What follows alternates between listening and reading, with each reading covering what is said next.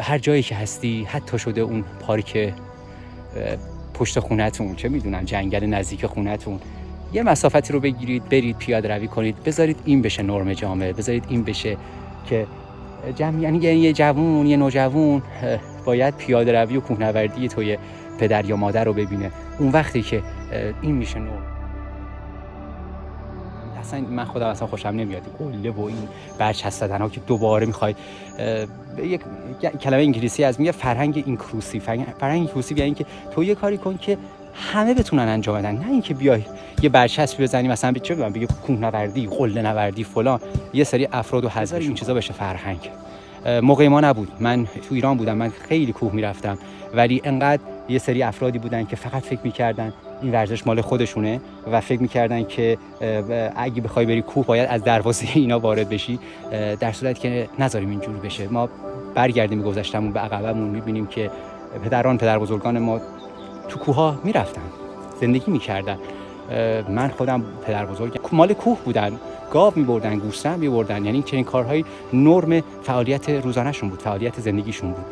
بذاریم این چیزا استاندارد بشه، بذاریم بچه‌های ما، نوه‌های ما این چیزا رو از ما ببینن، نه اینکه حالا الان داریم میبینیم که چقدر تو خانواده‌های ایرانی مصرف الکل، مصرف مواد و همین چیزایی که میگم اصلا واقعا نمیخوام واردشون بشم، داریم میبینیم چه متاسفانه این چیزا داره نرم میشه و نرم شده متاسفانه.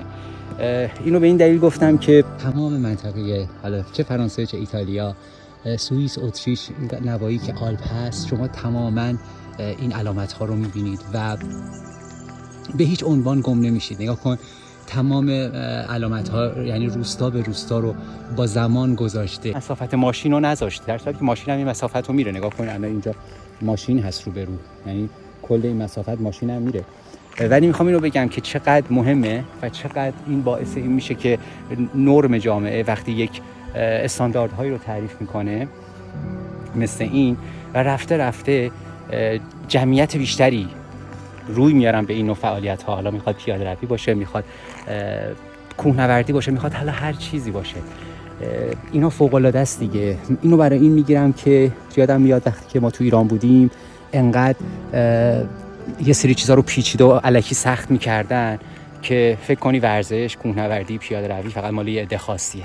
امیدوارم که یک روزی ما هم از این شرایطی که هست عبور کنیم و منتظر اون روز خوبه نباشیم، روز خوبمون رو خودمون بسازیم، این چیزا رو کنیم فرهنگ و با امید ادامه بدیم. اگه امید نداشته باشیم هیچ کس برای ما این امیدو نمیاره. منتظر اون روز خوبه نباشیم، خودمون روز خوب خودمون رو بسازیم. دمتون گرم.